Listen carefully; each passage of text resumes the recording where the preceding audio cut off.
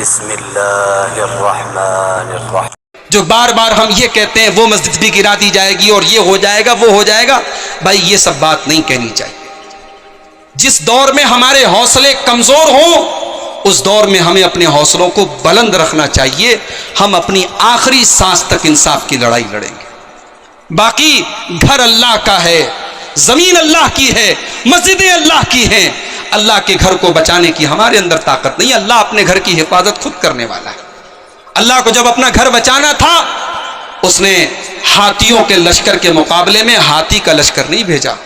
اللہ نے ہاتھیوں کے لشکر پر ابابیل پرندوں، چھوٹی چھوٹی پرندوں کا جھنڈ بھیجا، اور ان پرندوں کی چونچ میں اور ان کے پنجوں میں چنے کی دال کے برابر چھوٹی چھوٹی کنکریاں تھیں، جس نے ابرہا کے ہاتھیوں کے لشکر پر ایٹم بم کی طرح وہ کنکریاں گریں اور پورا لشکر قرآن کہتا ہے کعصف معقول، کھائے ہوئے بھوسے کی طرح ہو گیا.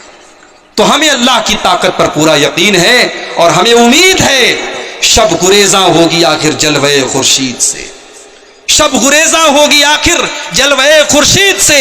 یہ چمن معمور ہوگا نغمے توحید سے.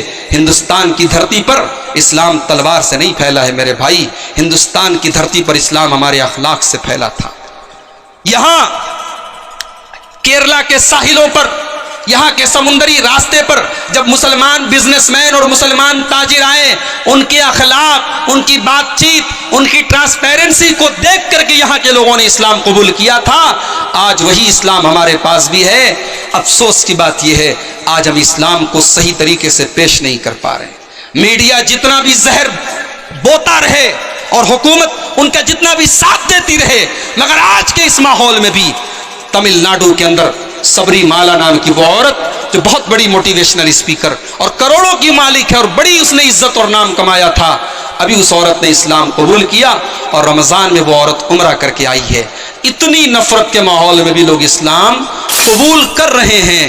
میڈیا اپنا کام کر رہا ہے، حکومت اپنا کام کر رہی ہے، اسلام کے دشمن اپنا کام کر رہے ہیں، مگر اسلام کی فطرت میں قدرت نے لچک دی ہے.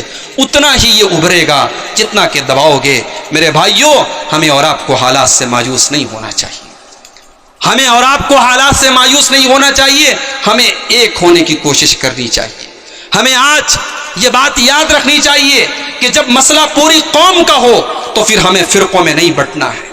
ہمارے جو اختلافات ہیں ٹھیک ہے، ہم ان کو ٹھنڈے دماغ سے دلائل کی روشنی میں، نفرت کے بغیر، گالی گلوچ کے بغیر، کسی دوسرے پر کیچڑ اچھالے بغیر ہم دور کرنے کی کوشش کریں گے. مگر جب مسئلہ پوری قوم کا ہو تو قاسمی ہو، چاہے فاروقی ہو، چاہے سلفی ہو، چاہے رضوی ہو، سارے لوگوں کو ایک اسٹیج پر آنا ہوگا اور ایک سٹینڈ اپنانا ہوگا. اور مجھے بڑی خوشی ہے کہ بڑگاواں کی آج اس اسٹیج سے ہم نے یہ میسج دیا ہے، یہ پیغام دیا ہے. آج اس اسٹیج پر مسلمانوں کے جو تمام مکتب فکر ہیں وہ تمام کے تمام مکتب فکر یہاں اکٹھا ہوئے ہیں اور ایک اتحاد کی بات یہاں سے اٹھی ہے. میرے پیارے ساتھیوں، نبی نے اختلافات کو کتنی نفرت کی نظر سے دیکھا ہے. ذرا آپ وہ واقعہ یاد کیجئے. اللہ کے پیارے نبی غزوے سے لوٹ رہے ہیں اور صبح ایک انصاری صحابی اپنے جانوروں کو پانی پلانے کے لیے پانی کے گھاٹ پر گئے. وہاں ایک مہاجر صحابی نے اس انصاری صحابی کے پیچھے سے جا کے ان کو مار دیا، ان پر حملہ کر دیا. انصاری صحابی نے فوراً آواز دی، یا لل انصار، انصاریوں ادھر آؤ. مہاجر نے آواز دی، یا لل مہاجرین، مہاجرین ادھر آؤ. مہاجرین الگ آ گئے، انصار الگ آ گئے. ایک انصاری اور ایک مہاجر کا جھگڑا پوری انصاری اور پوری مہاجر کمیونٹی کا جھگڑا بن گیا اور ایک دوسرے کے خلاف تلواریں نکل گئی. اللہ کے نبی کو پتا چلا، آپ بھاگے وہاں پر پہنچے. بھاگتے آپ کی چادر آپ کے جسم سے گر گئی. آپ نے چادر کی پرواہ نہ کی کیونکہ آج امت کے اتحاد کا میٹر ہے. آپ دوڑے گئے. آپ نے دیکھا میرے صحابہ کے درمیان آج تلواریں چلنے والی ہیں. آپ نے پوچھا کیا معاملہ ہے. انصاری نے اپنی بات رکھی، مہاجرین نے اپنی بات رکھی. اللہ کے نبی نے فرمایا دعوها فإنها منتنة، اے میرے صحابہ تم اسلام کے ماننے والے ہو, تم نے اسلام کو قبول کر لیا ہے, اب یہ مہاجرین اور انصار کے الگ الگ نعرے کیوں لگا رہے ہو؟ یہ نفرت کی زبان چھوڑ دو. فَإِنَّهَا مُنْتِنَةٌ, یہ نفرت کی آواز کو چھوڑ دو, یہ بدبودار آواز ہے.